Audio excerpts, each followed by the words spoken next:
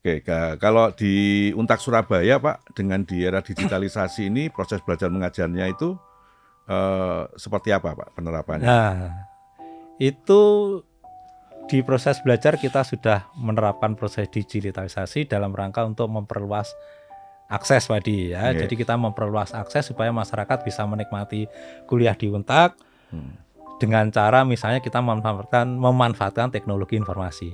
Ya. Yaitu dia dengan perkuliahan hybrid Pak Edi. Oh, Bagaimana saudara-saudara kita yang berada di luar pulau, di daerah, akses pendidikan yang berkualitasnya terbatas gitu. Nah, Untak memfasilitasi Pak Edi, ya. memberikan perkuliahan melalui perkuliahan secara hybrid. Hybrid. Dan yang perlu dicatat Pak Edi, hybrid Untak Surabaya itu berizin Pak Edi.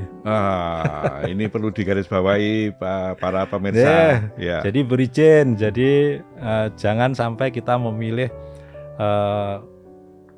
program hybrid, Ya. tapi nanti ndak Hacker nanti, apa? ya ilegal gitu Pak Edi, Ilegal, ya. ya. Nanti kasihan, nanti lulus ndak diakui dan sebagainya itu. Jadi kita hybrid kita dengan memanfaatkan teknologi informasi, kita menyelenggarakan kelas hybrid. Ya. Itu dalam rangka untuk memperluas akses, terutama bagi saudara-saudara kita di daerah yang belum yang menginginkan pendidikan yang berkualitas, gitu tapi ya. tidak bisa datang ke Surabaya. Tidak bisa datang ke Surabaya. Ya. Gitu ya.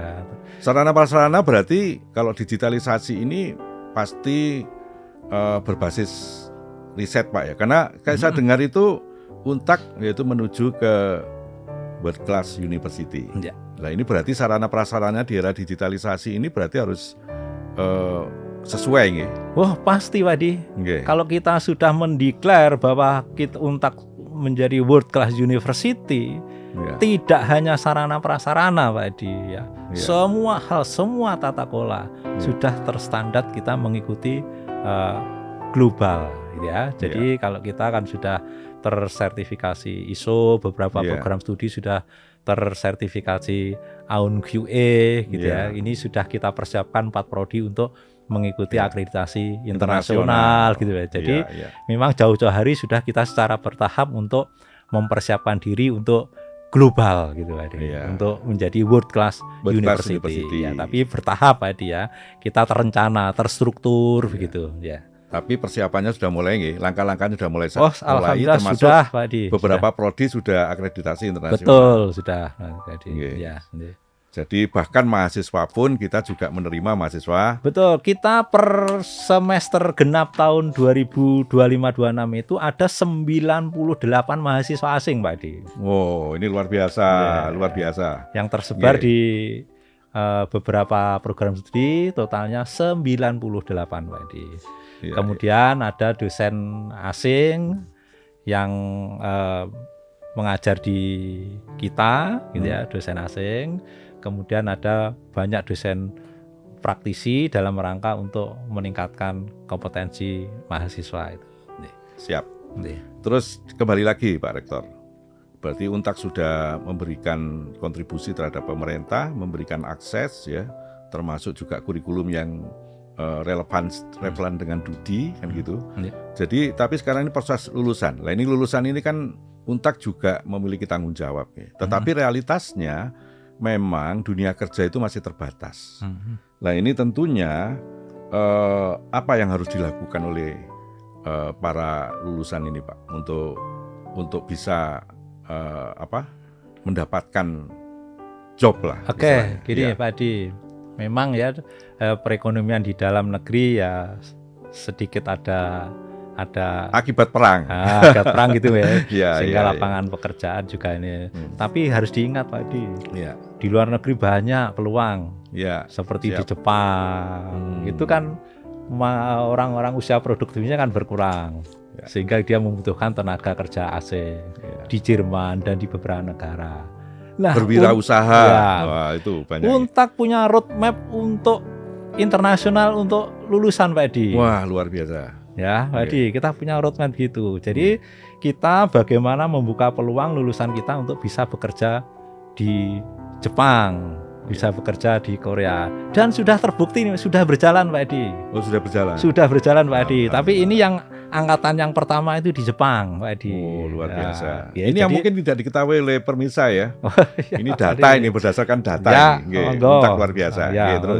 Gitu, Pak Edi. Jadi kita jangan berkecil hati, gitu, meskipun peluang bekerja di dalam negerinya ketat gitu ya, tapi kita membuka terobosan baru bagaimana kita membuka peluang lulusan kita bisa bekerja di luar negeri, khususnya untuk tahun sekarang ini kita awali ada di Jepang. Di samping itu mahasiswa-mahasiswa kita bekali dengan kompetensi untuk bisa berwirausaha, Edi. Jadi bisa berwirausaha. Alhamdulillah, jadi kita proses kegiatan untuk menjadi wirausaha mahasiswa kita itu berjalan dengan sangat baik, Pak Edi. Bahkan kita itu memiliki tempat berlatihnya itu ya, namanya inkubator bisnis, Pak Edi. Itu di bawah salah satu badan di lembaga di LPPM, Pak Edi. Pembinaan kewirausahaannya dimulai dari program studi, kemudian dari biro kemahasiswaan dan alumni, sampai akhirnya nanti di inkubator bisnis yang ada di LPPM. Luar biasa. Nah, sekarang ini bagaimana menjaga semangat nasionalisme di tengah globalisasi, arus globalisasi, Pak Rektor? Menurut Pak Rektor bagaimana? Ya, globalisasi adalah keniscayaan, itu arus yang tidak bisa kita cegah.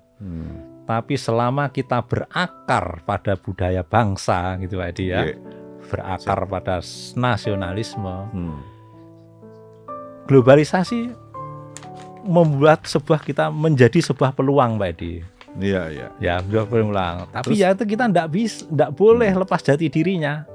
Ya, globalisasi itu peluang, ya, supaya kita tidak terseret ke hal-hal yang tidak baik akibat globalisasi, gitu ya.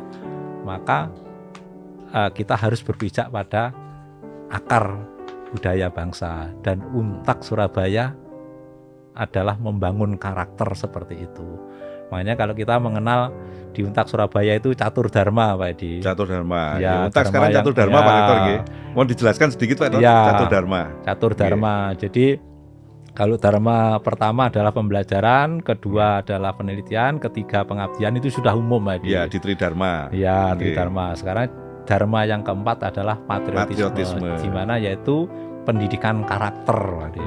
Karakter yang seperti apa? Karakter yang patriotis. Karakter yang nasionalis. Meskipun globalisasi terus menjadi gelombang yang sangat besar, tapi kita tetap berpijak pada akar budaya bangsa. Iya. Jadi Untak catur dharma, ya. Betul. Jadi catur dharma itu adalah pendidikan, penelitian, pengabdian, dan patriotisme. Nah, ada patriotisme ini kira-kira kalau dihubungkan dengan tridharmanya, Pak, itu penerapannya seperti apa? Nah, sekarang kalau misalnya kita peneliti gitu, Pak Edi, ya, meneliti atau mengabdi, itu perlu nggak, Pak, sikap jujur? Perlu nggak sikap untuk kita bisa bekerja sama dengan itu?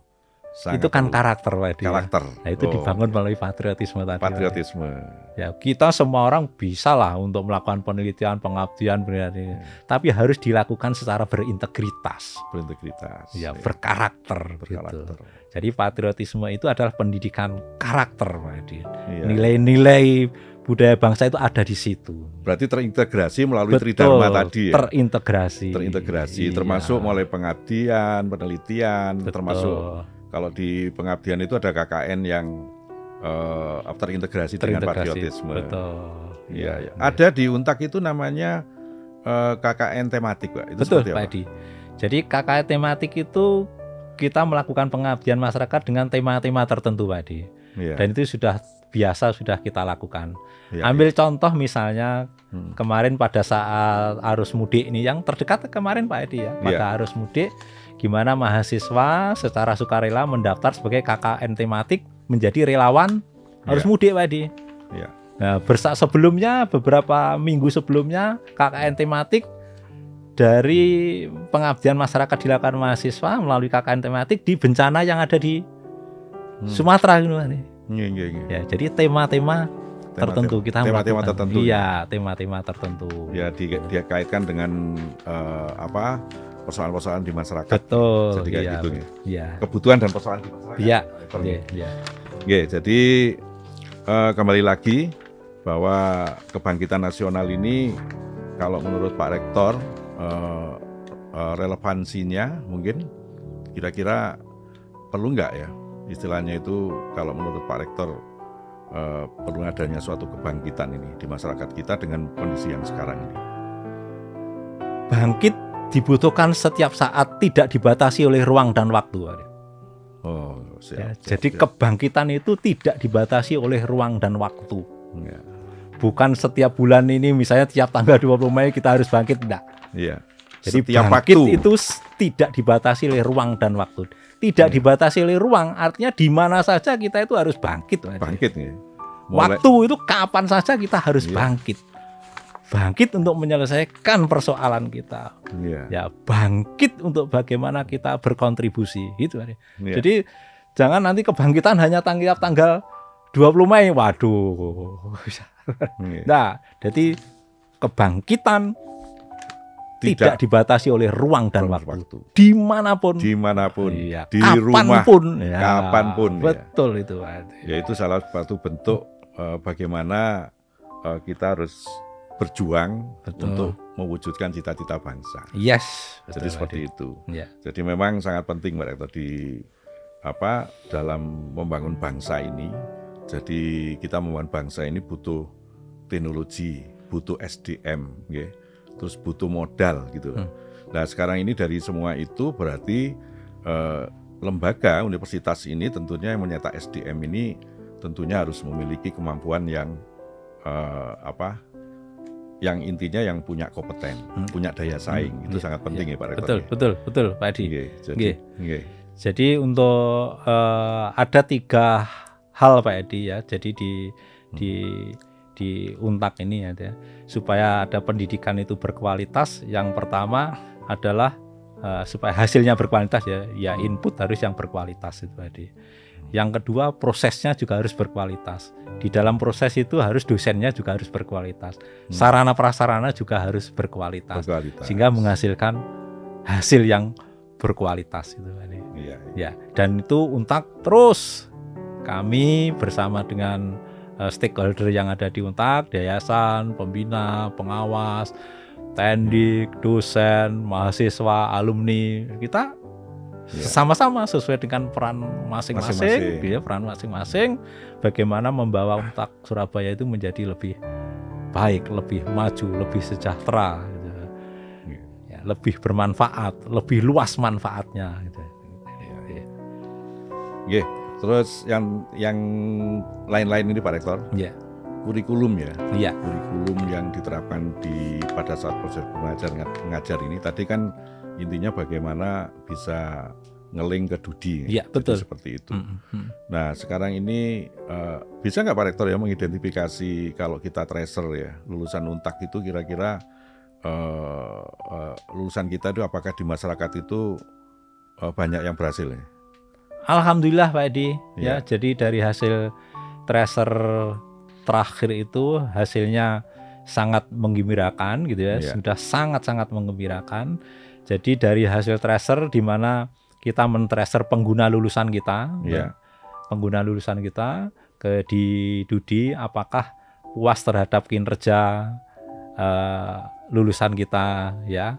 Bagaimana kompetensinya, kesesuaian bidang ilmunya dan sebagainya, hasilnya sangat luar biasa gitu ya. Tapi kita tidak puas itu Pak Edi. Jadi kita terus akan kita tingkatkan itu ya. Bahkan kita men-tracer itu pada tingkat luasan pekerjaan lulusan Pak Edi.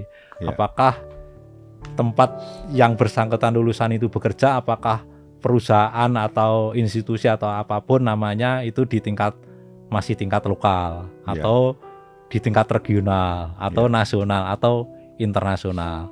Alhamdulillah trennya dari ke tahun-tahun untuk yang bekerja di perusahaan atau di Dudi yang pada level internasional setiap tahun alhamdulillah meningkat Pak Edi. Alhamdulillah. Ini kita perlu disyukuri ya Pak Rektor ya. Baik Pak Rektor. Jadi tadi sudah sikap Untak dalam hal ini ya. Jadi dalam kebangkitan nasional ini Kalau saya simpulkan itu berarti kebangkitan nasional dimulai dari mendorong masyarakat ini. Betul. Terus memberikan akses. Ya. Jadi istilahnya Untak ini turut mencerdaskan kehidupan bangsa, tetapi juga terjangkau. Jadi ini buktinya di Untak ini, jadi masyarakat mulai kelas menengah ke bawah itu bisa mengakses. Karena walaupun bagaimanapun juga, kadang-kadang kalau orang kuliah itu kan kadang-kadang pertimbangannya biaya. Jadi di Untak ini tentunya dengan kualitas unggul, sarana prasarannya bisa melihat sendiri ya, teman warta. Jadi kalau datang di Untak itu jalan kampus yang jalannya dipakai taman, dibangun taman itu cuma Untak. Terus ada kolam koi, ini fasilitas. Tapi ada sarana-sarana pendidikan yang tidak kalah. Jadi laboratorium itu yang ada di Untak ini sudah speknya itu seperti komputer, itu berbasis riset. Karena sudah menuju world class university. Nah itu berarti diberikan akses. Terus juga kurikulum ya Pak Rektor. Betul, kurikulum. Jadi kurikulumnya ini tentunya adalah harus ngeling kepada Dudi.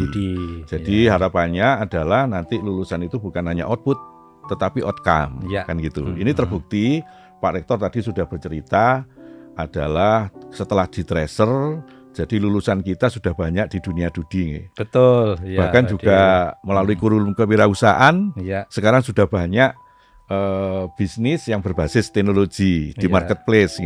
Jadi itu banyak Pak Rektor, saya lihat itu teman-teman mahasiswa mahasiswa sudah mulai praktek kewirausahaan sebetulnya. Dapat ilmu kewirausahaan dan dipraktekkan melalui marketplace. Ini luar biasa, ini bentuk kontribusi Untak kepada negara, kepada masyarakat. Jadi kebangkitan nasional itu adalah bagaimana kita harus bangkit, Betul. Harus bangkit. Dan bagaimana kita membangun negara ini dengan suatu semangat kebangkitan. Jadi kalau sekarang ini untuk menuju cita-cita bangsa, yaitu menjadi cita-cita bangsa itu adalah bagaimana masyarakat Indonesia itu yang sejahtera dan berkeadilan, kan gitu. Jadi untuk unsur keadilan, Untak membantu pemerintah, yaitu menampung mahasiswa, calon mahasiswa yang mulai kelas menengah ke bawah itu bisa mengakses. Jadi silakan kalau sahabat warta, jadi kalau mau datang ke kampus Untak ya, lihat-lihat dulu nih Pak Rektor. Lihat dulu, silakan. Kira-kira nggak tertarik karena fasilitasnya elek. Wah itu silakan, tapi saya yakin 100%, 200% melihat wajahnya Untak. Wah ini itu pasti tertarik kan gitu. Jadi itu bukan hanya wajah, kalau di semua sarana-sarana pendukung akademik itu sudah fasilitasnya sangat memadai. Semua ruangan dingin, Pak Rektor. Betul. Terus standar LCD yang bisa digunakan untuk hybrid, jadi seperti itu. Dan tentunya kampusnya bersih, Jadi itu bentuk kontribusi universitas kepada masyarakat, kepada negara. Ya semoga di era kebangkitan nasional ini, di momen kebangkitan nasional tanggal 20 Mei ya, 20 Mei 2026 ya, 2026 ya. Ya 2026. Ya. Jadi semoga dari kontribusi Untak Surabaya kepada negara dan bangsa dan negara paling tidak adalah wujud kepedulian kita untuk bersama-sama mendukung pemerintah dalam membangun negara ini. Ya, amin. Gitu nggih Pak Rektor nggih? Ya, betul Pak Edi. Cukup Pak Rektor mungkin? Cukup, terima mungkin kasih. Mungkin statement terakhir dari Pak Rektor, pesan-pesan bagi generasi muda. Nggih. Bangkit tidak dibatasi oleh ruang dan waktu. Setiap saat kita wajib bangkit. Terima kasih. Ya. Sahabat warta, terima kasih atas mengikuti ya dari awal. Ya. Jadi monggo kalau seandainya mau datang ke Untak, kami siap untuk memberikan pelayanan yang baik.